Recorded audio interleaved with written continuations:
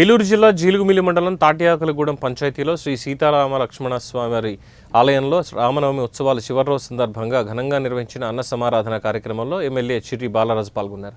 Janasena party జిల్లా మండల పంచాయతీ నాయకులతో కలిసి ఆలయాన్ని దర్శించిన ఎమ్మెల్యే రాముల వారికి ఆశీస్సులు తీసుకొని భక్తులకు స్వయంగా అన్నప్రసాదాన్ని పట్టించారు. భక్తులతో కలిసి పూజా కార్యక్రమాల్లో పాల్గొన్న ఆయన ప్రజలతో సన్నిహితంగా మాట్లాడారు. ఇలాంటి ఆధ్యాత్మిక కార్యక్రమాలు ప్రజల ఐక్యతకు ప్రతీక, గ్రామీణ పల్లెల్లో పండుగల సందడి భక్తి సిద్ధులకు ప్రతినిధి అని అన్నారు ఎమ్మెల్యే బాలరాజు.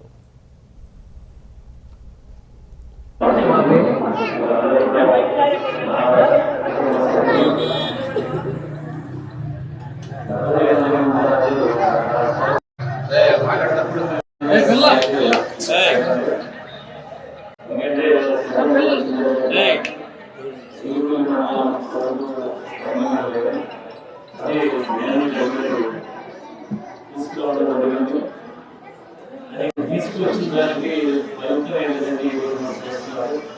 9 నెలల్లో మరో ఆలయం చేస్తున్నాం. అలాగే